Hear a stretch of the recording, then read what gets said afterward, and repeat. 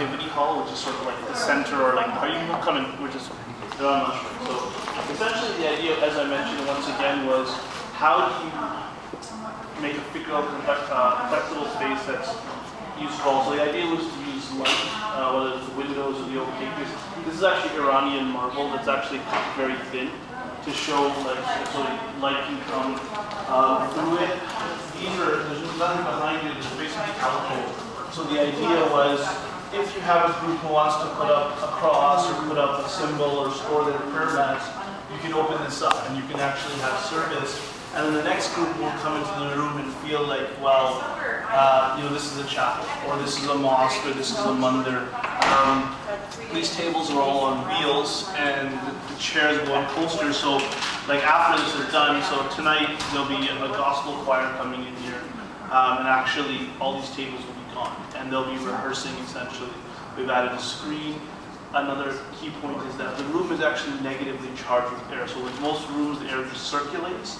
With this room, you can hear that sound. That's actually air being pulled out. It was designed for Aboriginal smudges or incenses. So they put a lot of thought kind of in how the space would actually work, and it's quite used to the point where we had to actually replace the floors this year, but it's an actual model, for example, of how you could actually get everyone's accommodation, right, as opposed to privileging one over the other. And this is kind of where practical religious accommodation often gets bogged down, because people don't really know how they would ever accommodate the plurality. Especially here in Toronto, you have pretty much every major tradition and non-tradition under the sun, so it's kind of like that. And then another feature is it actually turns into a conventional meeting space in terms of that. Any sort of questions? I think the group's on lunch. What? You said UOT started as a Christian school? Well, I mean, I think the initial university college was sort of like, an Anglican way of trying to create their center. So you have Victoria, you have Trinity, you have all these historical Christian colleges that then amalgamate and then become like the University of Toronto. And now, it's transferred.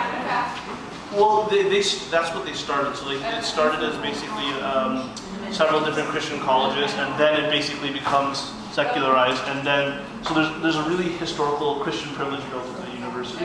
There's lots of chapels on campus, and so a lot of this came out of the discussion that non-Christian faith groups basically didn't have any place on campus. So it's a bit of a different history, and it's probably the reason why this got built, because there was already, some campuses have much, like they'll give like a quiet space, but there's not necessarily the impetus to do something like as large or as like this. But the other function of the space is not just accommodation, but engagement. So part of the other half of my job is to do programming, to get students in this 4 years that they're going to flow through the system, actually engage with one another. So see that difference, dialogue, kind of part of that. And then the third part is it serves as an example of how do you kind of get over the phobia of being in the public sphere, in the secular sphere. And that's kind of it. So it's kind of like something that in terms of that.